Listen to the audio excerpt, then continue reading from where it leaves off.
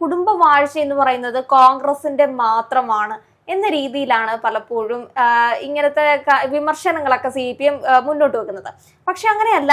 CPMന്റെ ഭാഗത്തു നിന്ന് നോക്കുകയാണെങ്കിൽ ജയസാധ്യതയുള്ള എല്ലായിടത്തും അവരും ഇതേ രീതിയിൽ തന്നെ പയറ്റാറുണ്ട്.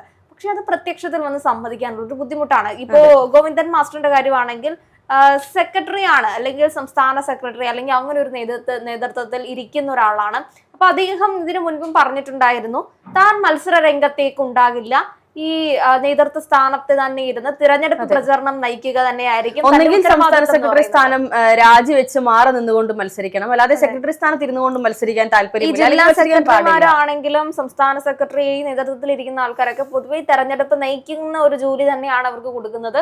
ഈ മാസ്റ്റർ പ്ലാൻ ഉണ്ടാക്കി കൊടുക്കുക, ആ ഒരു രീതിയാണ് CPM കൊടുത്തു വന്നുകൊണ്ടിരിക്കുന്നത്. അത് തീർച്ചയായിട്ടും നമ്മൾ ഗോവിന്ദൻ മാസ്റ്റർ മാറി നിൽക്കുന്ന സമയത്ത് നമ്മൾ പലപ്പോഴും ചർച്ച ചെയ്തതുപോലെ പുതുമുഖങ്ങൾക്ക് അവസരം കൊടുക്കാനായിരിക്കാം, അല്ലെങ്കിൽ പുതിയ ആളുകൾ രംഗത്തേക്ക് വരട്ടെ എന്നുള്ളൊരു. പക്ഷേ അങ്ങനെയല്ല. മാസ്റ്റർ ഇല്ലെങ്കിൽ എന്താ, ഭാര്യ നിൽക്കുന്നുണ്ടല്ലോ, ആ ഒരു നിലപാടാണ്. ഞാൻ നിൽക്കുന്നില്ല, പക്ഷെ എന്റെ ഭാര്യ നിൽക്കും.